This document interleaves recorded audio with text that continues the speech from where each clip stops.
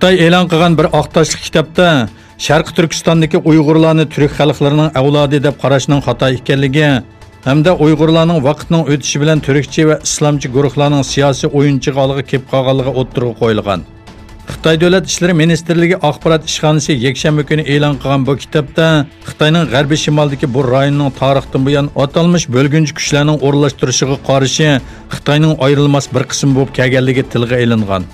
Bu haqda bayonot e'lon qilgan Sharqi Turkiston informatsion markazining raisi Abdujalil Qarqash apandi Xitoyning Sharqi Turkistondagi jinoyatlarini to'xtamasdan davomlashtirayotganligini va amdilikda Sharqi Turkistonga doir barliq qimmat qarashlarni yo'qotishga va Sharqi Turkiston xalqini xitoylashtirishga uringanligini bildirdi.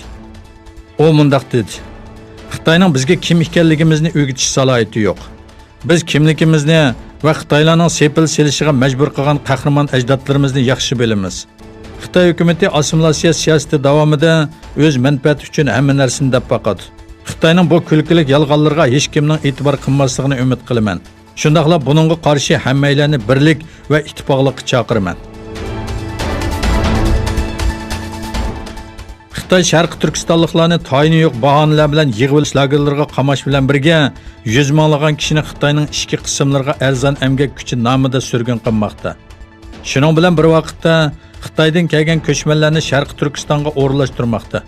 Turkiston agentligining xabariga asoslanganda Xitoy ishkirdan uy va zamin berish va'dasi bilan Sharqi Turkistonga olib kelgan Liu Jinju ismli Xitoy ommaviy taratqularda e'lon qilgan bir videoda mundaq degan: "Bu yerga kelsam haqsiz uy va zamin beriladi deb anglagan edim va keldim, yangi uyimning ochqichini oldim, endi navbat etizga keldi. Yaqinda o'mi qo'lamga tegidi, sizlarga ko'rsataman." Venezuelada yana to'xtab qoldi. Poytaxt Karakas va davlatning ko'p qism joylari buning ta'siriga uchirdi. Bu haqda rasmiy bir bayonot berilmadi. Venezuelada bu yil 7 mart boshlangan va 2 hafta davomlashgan to'xtab qilishdan keyin 25 martda ikkinchi qatim keng ko'lamli to'xtab qilish hodisasi yuz bergan. Venezuela prezidenti Nicolas Maduro to'xtab qilishga davlatning ko'p qism joylarini to'q bilan ta'minlaydigan Gorisu elektr stansiyasining o'zitish bo'limiga qilingan hujumdan keyin chiqqan o't ofatining sabab bo'lganligini bildirgan edi. Eron bilan Amerika orasida krizislar davom qilayotgan bir paytda har ikki davlatdan bayonotlar kelmoqda. Amerika dengiz armiyasining odamsiz aeroplanga qarshi yangi ishlab chiqargan mudofaa sistemasi orqali Eronga tava odamsiz aeroplanni tushirganligi ilgari surildi.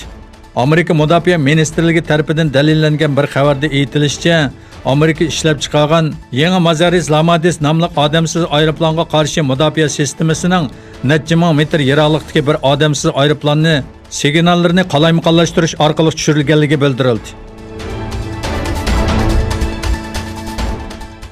Amerika prezidenti Donald Trump 17 yildan buyon davomlashayotgan Afg'oniston urushini bir haftada oyoqlashtira oladigan qurol kuchiga ega ekanligini aytdi hamda urushni bir haftada tugatalayman, lekin 10 million kishini o'ldirishni xohlamayman dedi.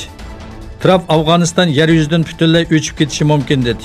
Lekin men bu yo'lni tanlashni xohlamayman degan.